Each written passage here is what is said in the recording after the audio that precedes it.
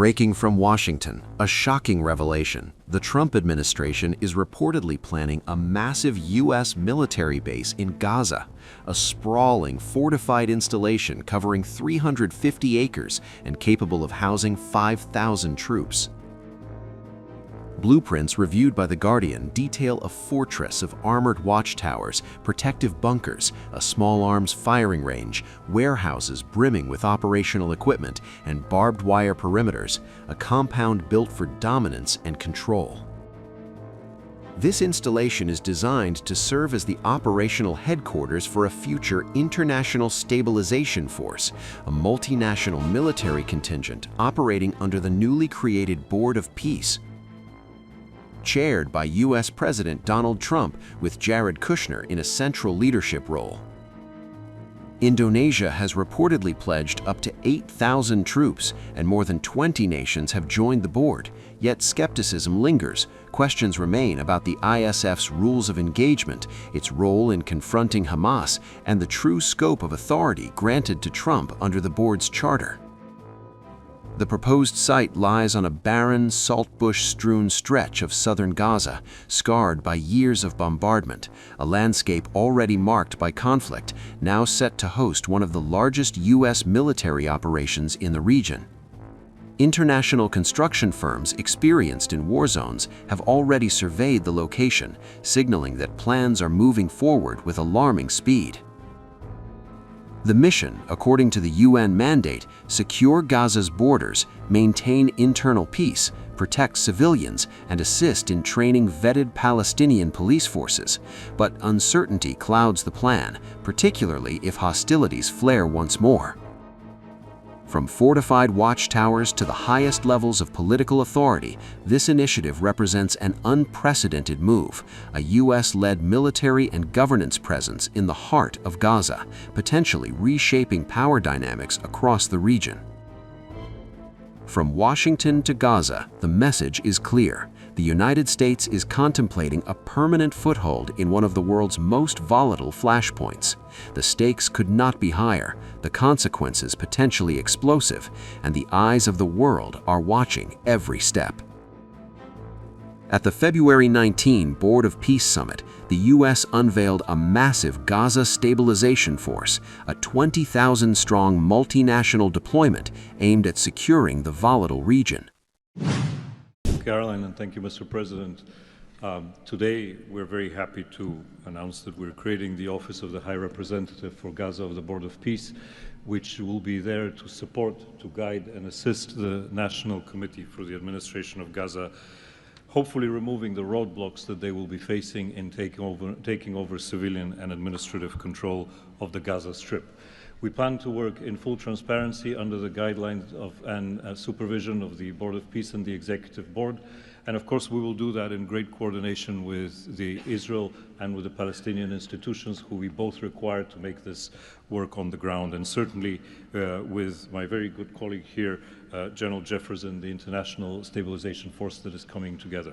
Mr. President, if I can actually use the opportunity to announce some breaking news that as of this morning, we started the process of recruiting Palestinian police force that Ali was just referring to. And just in the first few hours, we have 2,000 people who have applied to join a new transitional Palestinian police force to be formed in Gaza under the authority of the National Committee, with the support of the Board of Peace, trained in Egypt, where we have received an excellent proposal of how to do that forward. And this is critical to what we need to do as we begin this process. And if we may move to the second slide.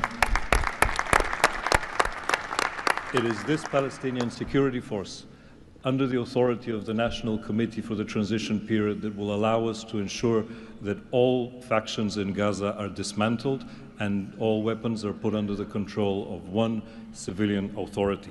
The only way to do that is the full implementation of the 20-point plan and the UN Security Council resolution, which binds us all to make sure that that is the way forward.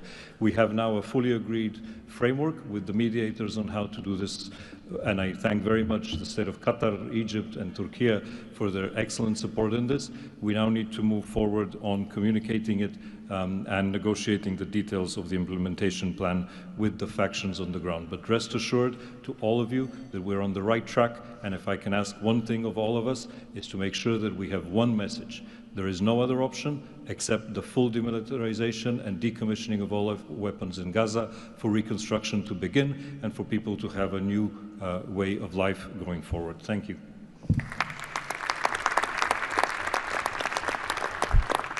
Thank you, Nick, and congratulations. Now, Major General Jasper Jeffers.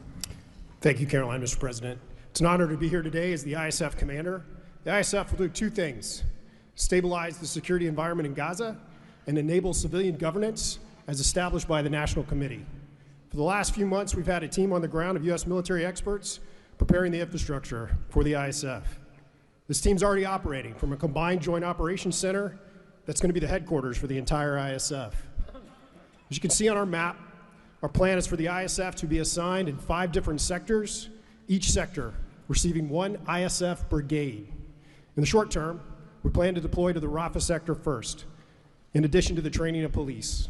Midterm objective is to continue to expand, sector by sector, all moving to our long-term 12,000 police and 20,000 ISF soldiers.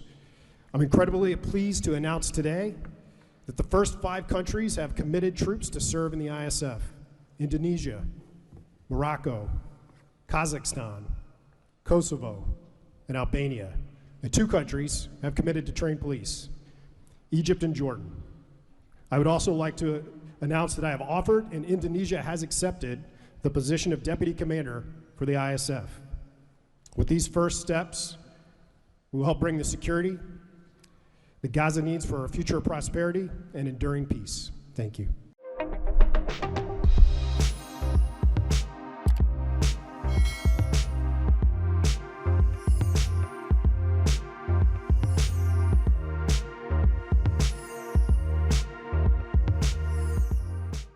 Times of India videos, your daily dose of India and the world. Global news, different views, and sharp analysis. Pressure of expectation from your fans, your supporters. That has often served as a backdrop for several Bollywood. You're not a brute majority anymore. If you individually take out playwright. Making sense of global conflicts. Tracking the new emerging world order. Strike on Israeli military bases. A multi-pronged. To stay out of harm's way as Israel started bombing targets across. Understanding changing alliances in a polarized world. Tune into TOI videos for all this and more. Click on the bell icon to subscribe and never miss an update.